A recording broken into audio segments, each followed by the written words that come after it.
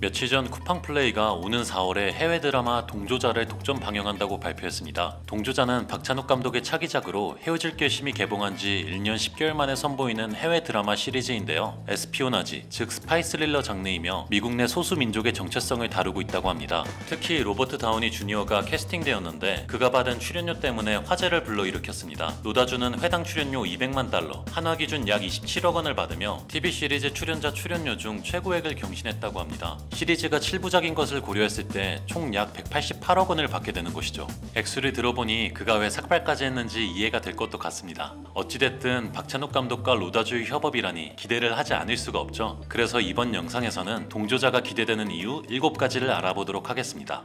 첫 번째 이유는 원작의 평가가 매우 높다는 것입니다. 동조자는 베트남계 미국 작가 비에타인 응우엔의 동명소설을 원작으로 하고 있습니다. 이 소설이 원작이라는 것을 주목할 수밖에 없는 이유는 2016년 응우엔 작가에게 플리처상을 안긴 데뷔작으로 미국 언론과 문단의 주목을 받은 소설이기 때문입니다. 나는 스파이, 고정간첩, CIA 비밀요원, 두 얼굴의 남자입니다. 라는 주인공의 자백으로 시작되는 이 소설은 베트남 전쟁 직후 베트남과 미국 사회의 이면을 이중간첩인 주인공의 눈으로 들여다보고 있습니다. 미국 언론과 평단에서는 날선풍자와 실험적인 문학장치를 능수능란하게 구사했다는 평가를 받으며 극찬을 받기도 했습니다. 박찬욱 감독 또한 소설 동조자를 읽고 굉장히 마음에 들었다고 합니다. 박찬욱 감독은 평소 친하게 지내던 캐나다 출신 프로듀서가 갑자기 토론토에서 서울로 오겠다고 하며 기가 막힌 소설이 있는데 박찬욱 감독이 쇼러너를 맡아주었으면 좋겠다 말했다고 합니다. 박찬욱 감독은 소설에 대한 생각으로 소설 동조자에는 씁쓸하고 날카로운 유머가 곳곳에 숨어있다. 이런 것들을 비주얼과 배우들의 연기로 더 잘 표현하고 싶다는 마음이 들었다 라고 말했습니다. 세계적으로 주목받았을 뿐만 아니라 한국 영화의 거장 박찬욱 감독의 마음까지 사로잡았다고 하니 눈길을 끌 수밖에 없겠죠. 여러분, 그렇다면 과연 소설이 어떤 내용일지 궁금하지 않나요?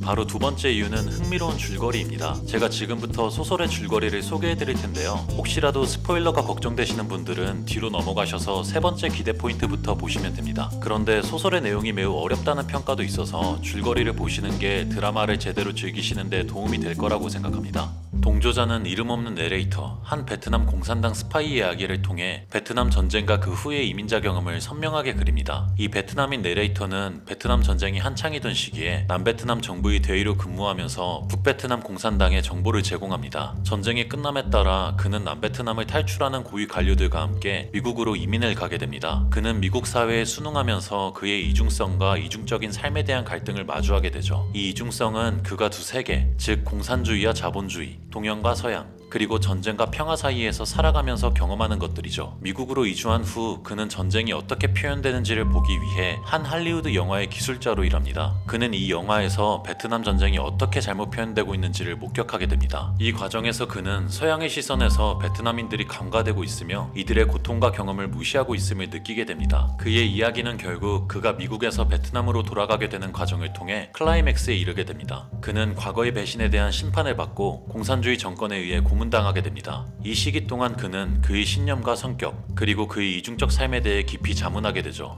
이처럼 동조자는 전쟁, 배신, 신분의 이중성, 그리고 이민자의 삶을 통해 인간의 복잡성과 갈등을 탐색하는데요. 이처럼 소설에서 드러난 복잡한 인간의 심리가 드라마에서는 어떻게 담길지 굉장히 기대가 됩니다. 동조자가 기대되는 또 다른 이유 중 하나는 당연히 박찬욱 감독의 연출력이겠죠. 재작년에 개봉한 헤어질 결심의 경우 미스터리 로맨스이기는 했지만 박찬욱 감독은 국내 영화 팬분들에게 복수는 나의 것, 올드보이, 친절한 금자씨로 이루어진 복수 3부작으로 유명하죠. 극단적으로 과장된 감정과 냉정한 표현의 결합, 블랙 코미디와 아이러니, 표현주의적인 화면 구성, 금기의 위반, 잔혹한 폭력 묘사 등이 자주 발견되며 여기서 인간의 본성과 죄의식을 탐구하는 편이죠. 그러다 보니 박찬욱의 영화는 호불호가 극명하게 갈리는 편입니다. 평단으로부터는 극찬을 받기도 하지만 다소 영화가 거북하다고 느끼시는 분들도 많죠. 하지만 저는 복잡한 인간의 심리를 파헤쳐 묘사하는 박찬욱 감독의 연출력 때문에 이 드라마의 쇼러너로 적합하다고 생각합니다. 앞서 대략적인 줄거리를 들으신 분들은 아시겠지만 내용이 좀 많이 어렵습니다. 공산주의와 자본주의,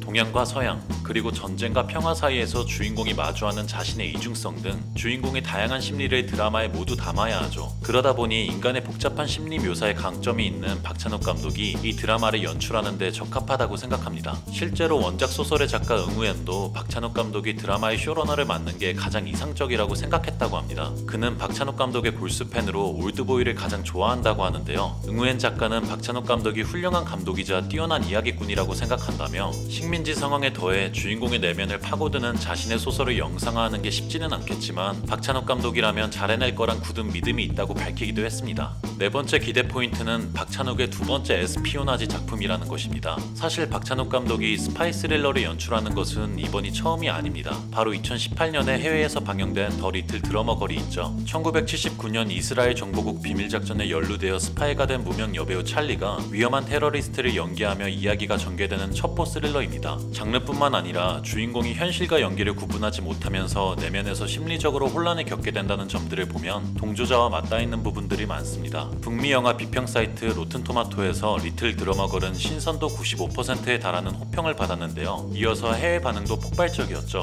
해외 매체 가디언은 리틀 드러머 걸에 대해 모든 것이 찬란하고 아름답다며 대사 또한 책의 문장만큼 좋다. 시대극의 의상이나 미술 등 즐거움을 주는 감각적인 요소들로 가득 차 있다며 세세한 박찬욱의 연출력에 감탄을 자아내기도 했습니다. 박찬욱 감독 자신 또한 스파이 스릴러 장르를 좋아한다고 알려져 있기도 하기 때문에 두 번째 에스피오나지 드라마인 동조자 또한 어떤 방식으로 연출을 할지 기대해봐도 좋을 것 같습니다. 다섯 번째 기대 포인트는 로다주의 1인 다역입니다. 동조자가 세계적으로 화제인 것은 박찬욱뿐만 아니라 로다주가 출연하기 때문이기도 하죠. 특히 로버트 다우니 주니어는 1인 5역을 맡으며 파격 변신을 한다고 합니다. 살짝 벗겨진 곱슬머리부터 삭발까지 기존의 작품과는 전혀 다른 다양한 모습을 보여주며 기대를 높이고 있습니다. 사실 로다주의 연기력은 의심할 여지가 없죠. 작년에는 크리스토퍼 놀란 감독의 오펜하이머에서 미국 원자력위원회 창립위원 루이스 스트라우스를 연기했으며 이를 통해 오스카 시상식에서 나무조연상을 받기도 했죠. 하지만 제가 로다주의 파격 변신이 기대가 되는 가장 큰 이유는 바로 영화 트로픽 선더에서 보여줬던 연기 때문입니다.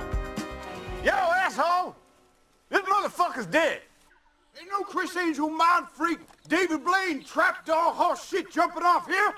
Hey, you want to get on the train here, or you want to ruin another take, huh? There ain't no goddamn takes. Ain't no goddamn motion picture. You sure? Oh yeah, Yeah? for certain, man. Why are you still in character? I know, but I don't have to tell you. You don't know. Man, I don't drop character till I done the DVD commentary. 로다주는 이 영화에서 메소드 연기의 진수를 선보이는 정통 연기파 배우로 출연하는데요. 극중 캐릭터 몰입을 위해 수술을 감행하여 흑인으로 변신한다는 설정입니다. 그는 흑인들의 말투와 제스처 그리고 표정까지 따라하며 정말 흑인이라고 해도 믿을 정도로 흑인 역할을 이질감 없이 소화해냈습니다. 그렇기 때문에 로다주가 동조자에서 자신이 맡게 될 5개의 역할을 각각 어떻게 표현할지도 눈여겨볼 만한 요소입니다. 실제로 박찬욱 감독은 로다주를 캐스팅하는 과정이 매우 긴장됐다고 합니다. 무려 5개의 역할을 한 명이 완전히 다른 인물로서 표현을 해야 하는데 그런 능력자가 많이 있지 않기 때문이죠. 그래서 로다주가 동조자에 출연하기로 확정되었을 때 1인 다역을 제대로 소화할 수 있는 사람이 캐스팅되었다는 생각에 매우 기뻤다고 합니다. 한편 로다주는 오스카 시상식에서 아시안 패싱으로 논란이 되기도 하였는데요. 그런 그가 아시아 배우들이 대거 참여하는 드라마에 참여하는 것이 아이러니하기도 합니다. 로다주가 이번 드라마를 통해서 논란에 잠재울 만한 연기력을 보여줄지 함께 지켜보시죠. 여섯 번째는 산드라 오의 존재감입니다. 로다주뿐만 아니라 산드라 오 또한 주연으로 캐스팅되어 주목을 받고 있는데요. 그녀는 한국계 캐나다인 배우로 그레이 아나토미에 출연하면서 유명세를 얻었습니다. 또한 몇 년 전에는 킬링 이브에서 명연기를 펼치며 한국계 배우로선 최초로 골든글러브 여우주연상을 수상하기도 했습니다. 산드라 오는 킬링 이브에서 어딘가 어수룩하면서 업무 책임감이 강하고 약간 모자란 듯 영리하고 몽상가이면서 융통성 없는 역할을 찰떡같이 매력적으로 소화해냈죠. 이처럼 산드라 오는 동양인 캐릭터를 극에 자연스럽게 녹아들게 하는 것뿐만 아니라 서양 문화의 동양의 가치관과 서사를 담아내는 데 일조하는 배우인데요. 그래서인지 이번 역할에서 산드라오의 존재감이 중요하다고 생각합니다. 아무래도 드라마가 베트남 전쟁을 배경으로 하다 보니 주연들이 실제 베트남 배우들입니다. 그런데 배우들을 보니 저는 이 배우들을 잘 모르겠더라고요. 이처럼 캐스팅된 베트남 배우들이 유명하지 않기에 서양인들에게 아시아 문화를 잘 전달할 수 있는 인물이 필요하겠죠. 그렇기 때문에 동조자에서는 이 역할을 산드라오가 해줄 것으로 보입니다.